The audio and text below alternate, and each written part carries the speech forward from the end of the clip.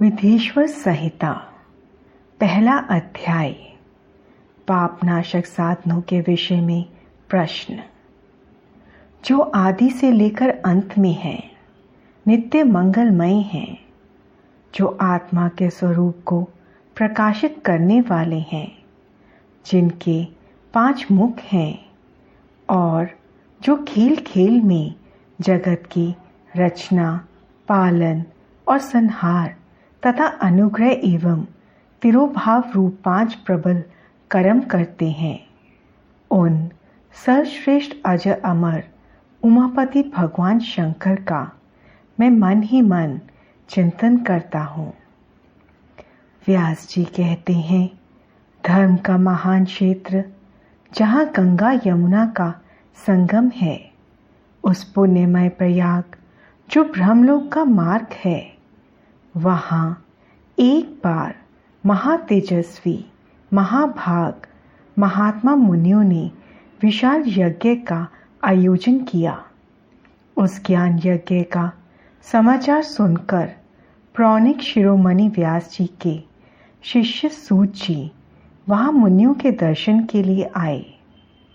सूत जी का सभी मुनियों ने विधिवत स्वागत व सत्कार किया तथा उनकी स्तुति करते हुए हाथ जोड़कर उनसे कहा, हे सर्वज्ञ विद्वान रोमहर्षण जी, आप बड़े भाग्यशाली हैं।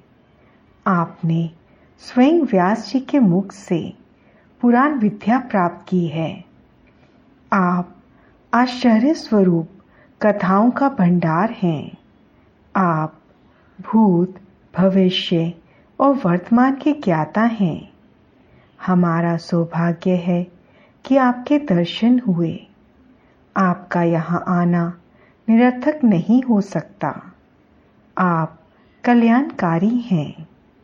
उत्तम बुद्धि वाले सूत जी, यदि आपका अनुग्रह हो तो गोपनीय होने पर भी आप शुभाशुभ तत्व का वर्णन करें, जिससे हमारी तृप्ति नहीं होती और उसे सुनने की हमारी इच्छा ऐसे ही रहती है।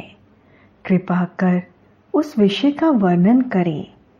घोर कलयुग आने पर मनुष्य पूर्ण कर्म से दूर होकर दुराचार में फंस जाएंगे, दूसरों की बुराई करेंगे, पराई स्त्रियों के प्रति आसक्त होंगे, हिंसा करेंगे, मूर्ख, नास्तिक और पशु बुद्धि हो जाएंगे। सूत जी, कलयुग में वेद प्रतिपादित वर्ण आश्रम व्यवस्था नष्ट हो जाएगी। प्रत्येक वर्ण और आश्रम में रहने वाले अपने अपने धर्मों के आचरण का परित्याग कर विपरीत आचरण करने से सुख प्राप्त करेंगे। इस सामाजिक वर्ण संकरता से लोगों का पतन होगा, परिवार टूट जाएंगे, समाज बिखर जाएगा।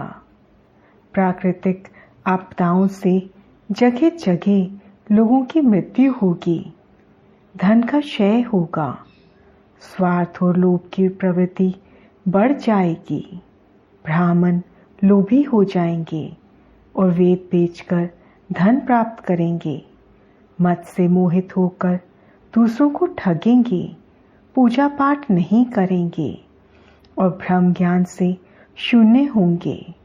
क्षत्रिय अपने धर्म को त्याग कर कुसंगी, पापी और व्यभिचारी हो जाएंगे। शौर्य से रहित हो वे शूद्रों जैसा व्यवहार करेंगे और काम के अधीन हो जाएंगे। वैश्य धर्म से विमुख हो संस्कार भ्रष्ट होकर कुमार्गी, धनोपार्जन प्राण होकर नाप तोल में ध्यान लगाएंगे।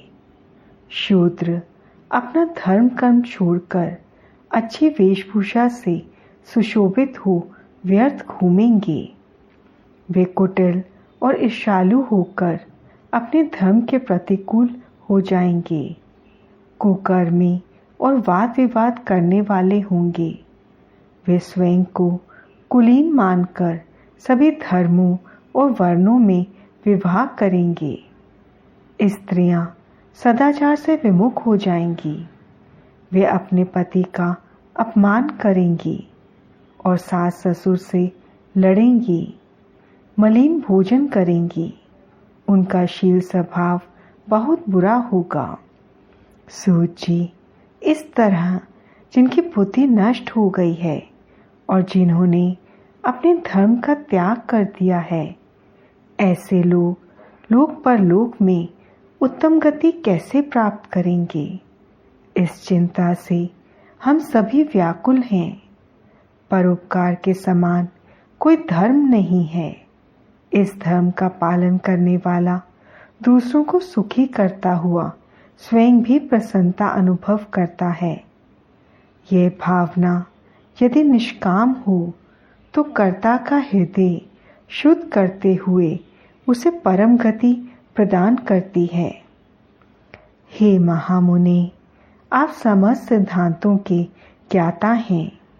कृपा कर कोई ऐसा उपाय बताइए जिससे इन सबके पापों का तत्काल नष्ट हो जाए। व्यास जी कहते हैं, उन श्रेष्ठ मुनियों की यह बात सुनकर सूत जी मन ही मन परम श्रेष्ठ भगवान शंकर का स्मरण करके उनसे इस प्रकार बोले,